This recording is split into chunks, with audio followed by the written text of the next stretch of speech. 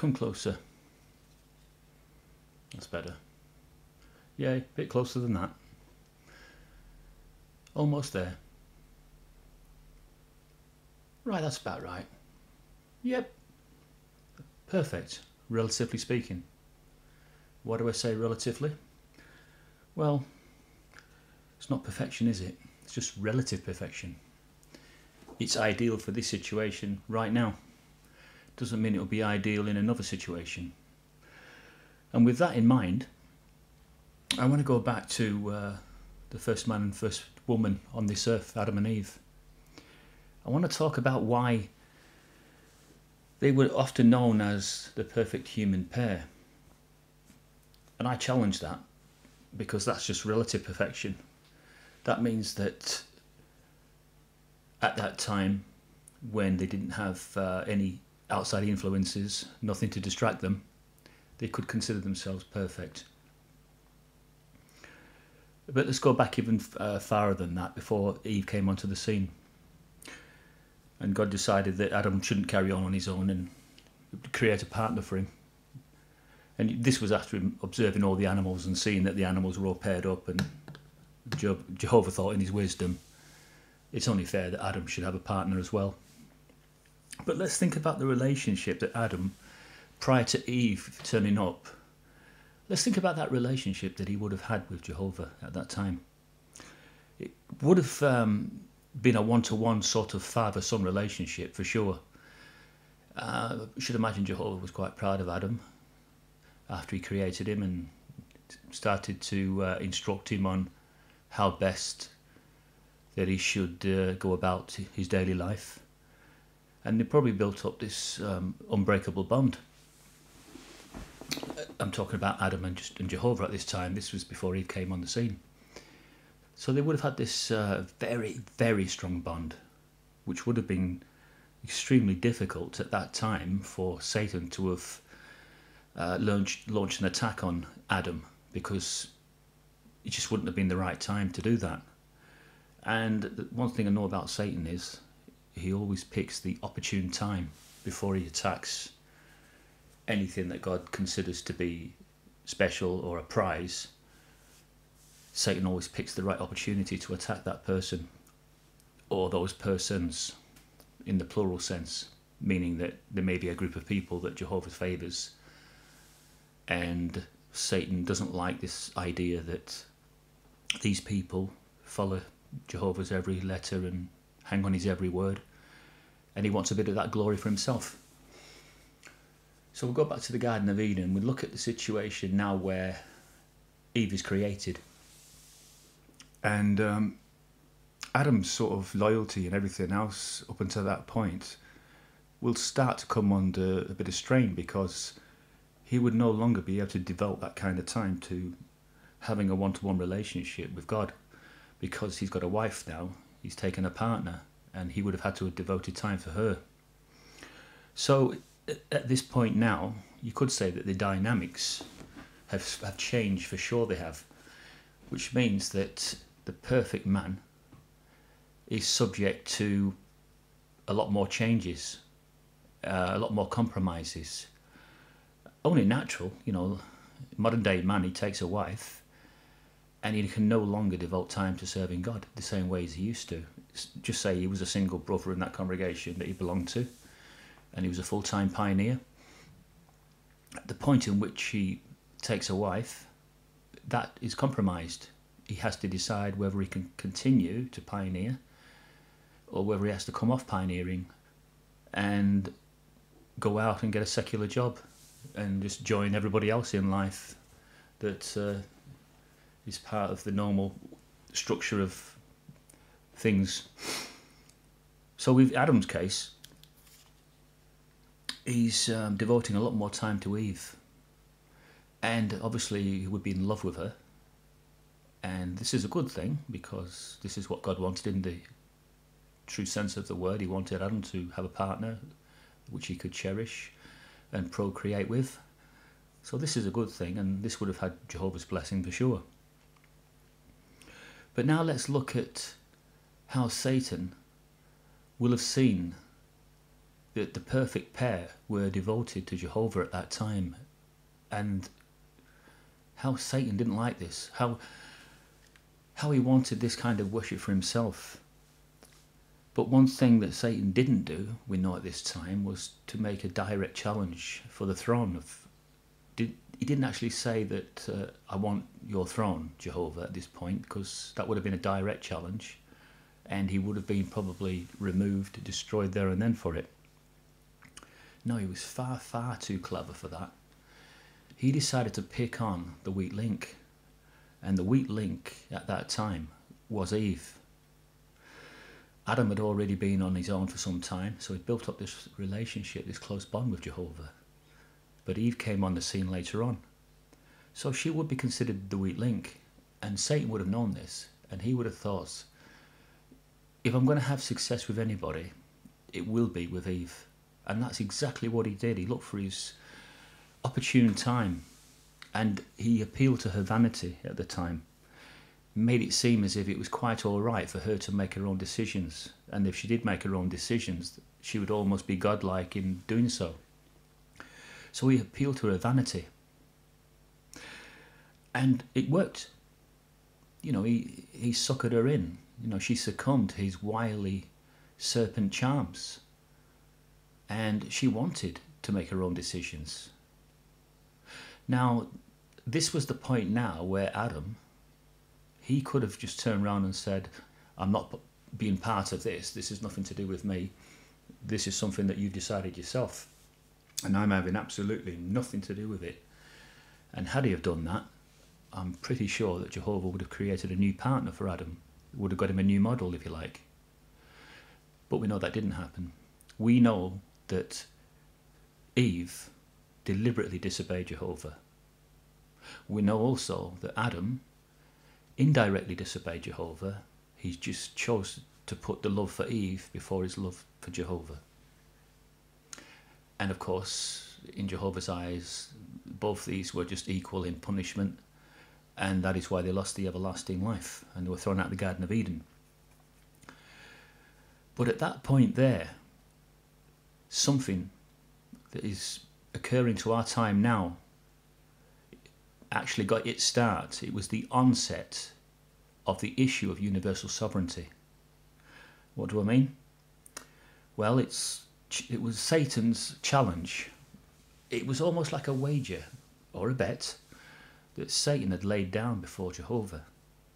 He'd more or less made it clear that man wanted to make their own decisions, and they didn't need to consult God, that they could quite easily make their own decisions and just forge ahead and do quite fine without God's help. But Jehovah had said no, that man was not capable of directing his own footsteps. And if he tried to, he would just go from one disaster to the next. And this was the start of the universal issue of sovereignty. Man's right to rule over God giving direction and guidelines. Now this, for me, is the backbone of the Bible. You take away the issue of universal sovereignty and the Bible just falls down, because the whole Bible, from Genesis to Revelation, reinforces this issue of universal sovereignty. And this issue is something that mankind can share in. That the angels alone, they cannot settle this issue of universal sovereignty on their own. It's simply because Satan had involved mankind during the Garden of Eden, that he had brought mankind into this wager or this challenge. And so it's fitting that only mankind can share in the answer. And the answer will only be provided at Armageddon. Simply because at Armageddon there will be a group of people that will have to survive. And those people that survive will have provided this answer to Satan.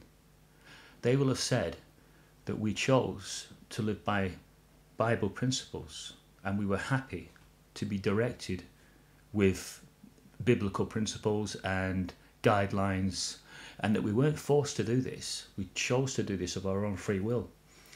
And this will be the answer that mankind will provide back to Satan. So this will also be probably the time when the wager or the bet will have been settled. That Jehovah will actually be able to finally say to Satan, I'm sorry, but you were wrong. And your time has now come to an end. Everything you said about mankind just wasn't true. Because I found so many righteous people that were so happy to serve me out of a pure heart and a free will. And it's this answer that we, and I mean us, you, me, all of us, we can all send an answer back to Satan. But who those people turn out to be, the ones that will be sending this answer back to Satan, is almost like a lottery in itself. We used to believe they were the Jehovah's Witnesses, didn't we? We used to believe that this was the religion that would provide the answer of the universal sovereignty. But with what's been happening, a lot of us have said that there's more reasons to believe that they can't be. Well, my viewpoint on this is, I don't think there's enough time left. Enough time to select a new group of people to carry it from this day forward to the next. Go back to the nation of Israel. They were the chosen people to a point. To the point of when the Gentiles took over. And then the Gentile times ended. And then supposedly Jehovah was supposed to have selected a new group of people by pouring out the Holy Spirit and enlightening certain ones so that they could see the scriptures a lot more clearly. Well, I just don't think there's enough time. I think that we are so close to the end of this system that Jehovah is simply thinking, you know what? The people I'm using at the moment, they're making a lot of mistakes. But I just haven't got enough time to select anybody else. I'm just going to have to stick by the best of a bad bunch. And I've believed this for some time. If another group identify themselves, which they haven't up to now, and these are the ones that are going to share in the vindication work, along with the angels, then show me who these people are. Because I just don't know who they are. So I just think that because we are so close to the end of this system, it's just virtually a done deal that Jehovah's just going to stick by the ones that he selected after the Gentile times. Believe it or not, they could well be the Jehovah's Witnesses. Still, they could well be them. Right, I want to go back to Adam and Eve again. I know we started with them, but I want to know why a perfect human pair could go so horribly wrong. And I thought about this, and then I've also looked at what it means to be relatively perfect. And this is my viewpoint and my experience of what that means.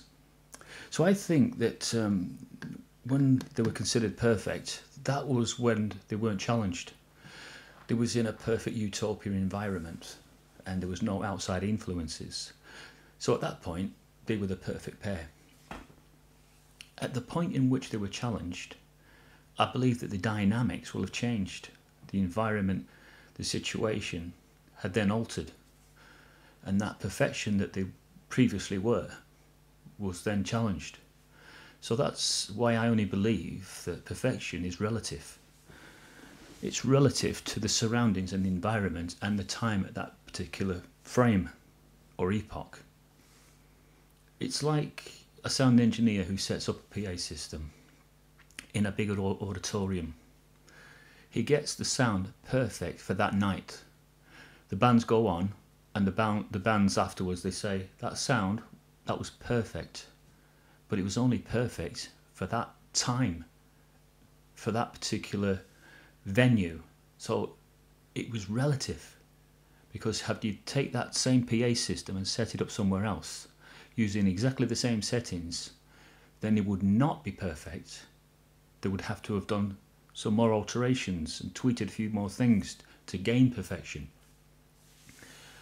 So in Adam and Eve's case, at the point in which the serpent came along, that was when the dynamics changed. That was when they would not be expecting a wily,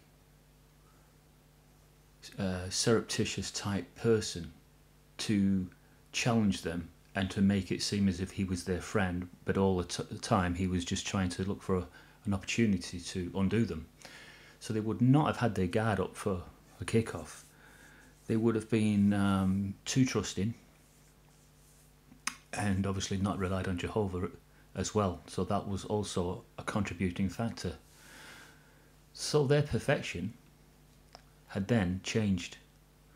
What their once perfect pair became less than perfect at the point in which they received that challenge or that enticement or that proposed lie which they didn't know how to deal with. So this lie that Satan uttered was the wager, it was the challenge, or it was a bet. It almost seems like Satan and Jehovah had a bet on mankind. That's how it seems to me. That Satan had said that mankind would rather make their own decisions in life, and they'd be quite happy to do that, and they'd be doing just fine by doing so. But Jehovah's side of the bet was that they wouldn't be capable of doing such a thing, that if they did try and make their own decisions, they'd go from one disaster to the next.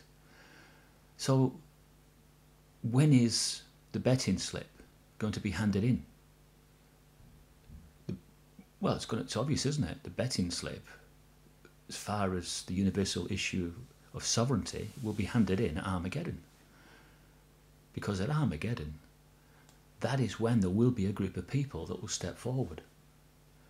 And they'll step forward from all those that will be going off to mass destruction. There will be a group of people that will be able to provide this perfect answer back to Satan and his demons. And they will be able to say, I'm sorry, but we wanted to live by Bible principles. We wanted to have Jehovah guide our every steps. And we were happy to do this.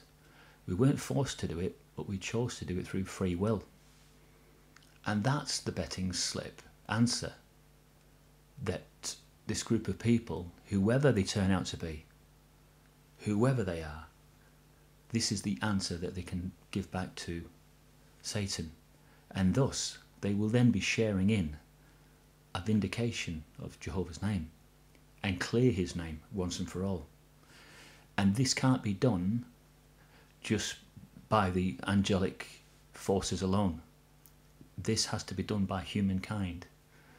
Both of them together will share in this vindication work, because it was that original challenge that Satan launched at mankind, and because he involved mankind, mankind has to be the one to deliver that answer, and mankind will deliver that answer, and we are getting near that answer as every day passes. Thank you very much.